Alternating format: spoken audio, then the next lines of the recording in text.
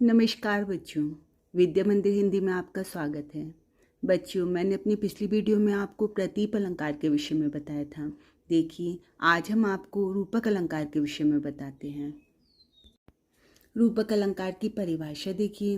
रूपक अलंकार में पूर्ण साम्य होने के कारण उपमेय और उपमान दोनों को एक रूप दिखाकर दोनों में अभेद स्थापित कर दिया जाता है। देखिए, जैसा कि आप जानते हैं, उपमेय जिसकी तुलना की जा रही है और उपमान जिससे तुलना की जा रही है। तो रूपक अलंकार में जो उपमेय और उपमान होते हैं उन दोनों में एक रूप दिखाई देता है, मतलब दोनों बिल्कुल एक से दिखाई देते हैं। दोनों में अभेद स्थापित कर दिया जाता है। तात्पर्य यह है कि रूपक अलंकार में उपमेय और उपमान दोनों की सत्ता होती है, मतलब दोनों होते हैं, उपमेय और उपमान दोनों की सत्ता होती है, किंतु सादृश्य इतना अधिक होता है कि दोनों एक दिखाई पड़ते हैं, मतलब दोनों इतने एक से होते हैं, दोनों में सादृश्य इतना अधिक होता है कि दोनों एक जैसे दिखाई पड़ते हैं, उनमें भेद प्रतीत नहीं होता। देखिए बच्चों, यही बात कुछ अलग शब्दों में आपको बताती हूँ। जहाँ उपमेय में उपमान का भेद रहित आरोप हो, मतलब उपमेय में उपमान का भेद रहित, मतलब उनमें कोई भेद ना हो, भेद रहित आरोप हो, वहाँ पर रूपक अलंकार होता है। रूपक अलंकार में उपमेय और उपमान में कोई भेद नहीं रहता है। दूसरे शब्दों में आप रूपक अलंकार की परिभाषा देखिए। जब गुण की अत्यंत समानता के कारण उपमेय को ही उपमान बना दिया जाता है, मतलब उनमें इतने अधिक गुण समान होते हैं, उनके गुण कि गुण की अत्यंत समानता के कारण उपमेय को ही उपमान बता दिया जाता है, मतलब इतने एक से होते हैं कि उपमेय को ही उपमान बता दिया जाता है। अर्थात उपमेय और उपमान में कोई अंतर न दिखाई दे, तब वह रूपक अलंकार कहलाता है। देखिए, अब उदाहरण देखिए। पायो जी मैंने राम रतन धन पायो। यहाँ पर राम रतन धन, यहाँ पर रूपक अलंकार है। देखिए स्पष्टीकरण, यहाँ पर राम रतन जो है वह क्या है, उपमेय जिसकी तुलना की जा रही है, और धन क्या है, उपमान।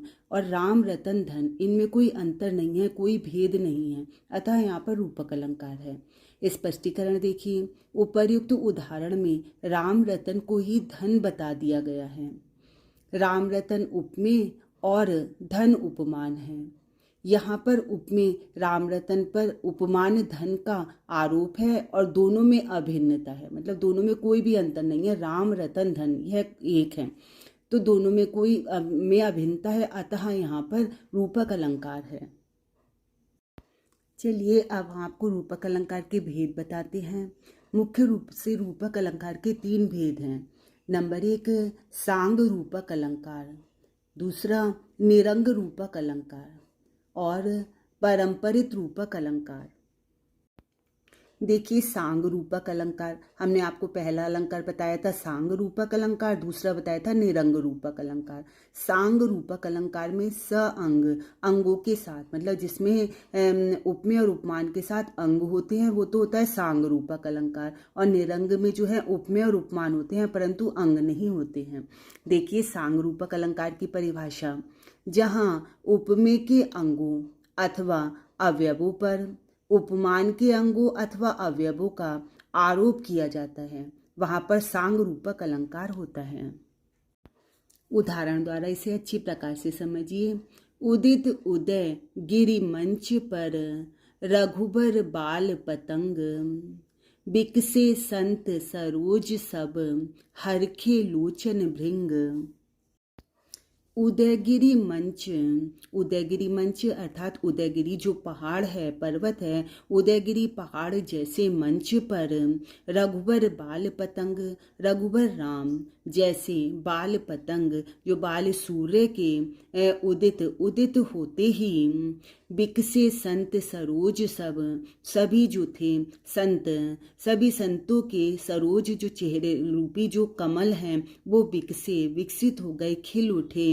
हरखे लोचन भृंग, और जो भृंग माने भौरे, जिससे कि भौरे रूपी उनकी जो लोचन माने नेत्र, आंखें जो थी हरखे हर्षित हो जाती हैं। देखिए यहाँ पर उदयगिरी पर्वत को मंच का, रघुबर बाल पतंग, रघुबर राम को बाल सूर्य का। बिकसे संत सरोज, जो संतों पर कमल का। तथा लोचन भृंग, संतों की आंखों पर भंवरों का रूप आरोपित किया गया है, अतः यहाँ पर सांग रूपक अलंकार है। स्पष्टीकरण देखिए। प्रस्तुत उदाहरण में उदयगिरी पर्वत को मंच का, रघुबर राम पर बाल सूर्य का, रघुबर बाल पतंग, रघुबर राम पर बाल सूर्य का, और संतों पर कमल का, संत सरोज, संतों पर कमल का, तथा संतों की आंखों पर भंवरों का, लोचन भृंग, आंखों पर भंवरों का रूप आरोपित किया गया है, अतः यहाँ पर सांग रूपक अलंकार है। निरंग रूपक अलंकार, जहाँ उपमेय पर उपमान का आरोप होता है, अंगों का अथवा अवयवों का आरोप नहीं होता, वहाँ पर निरंग रूपक अलंकार होता है। मैंने आपको भी बताया था कि सांग रूपक तथा निरंग रूपक में क्या अंतर है। सांग रूपक में अंगों का तथा अवयवों का आरोप होता है, और निरंग रूपक में जो है अंगों का अथवा अवयवों का आरोप नहीं होता है। उदाहरण देखिए। इस हृदय कमल का घिरना, अली अलकों की उलझन में, आंसू मरंद का गिरना, मिलना निःश्वास पवन में। देखिए यहाँ पर हृदय कमल, हृदय उपमेय है, कमल उपमान है। अली अलकों, अलकों का उपमेय है तथा अली उपमान है। आंसू मरंद, आंसू उपमेय है तथा मरंद उपमान है।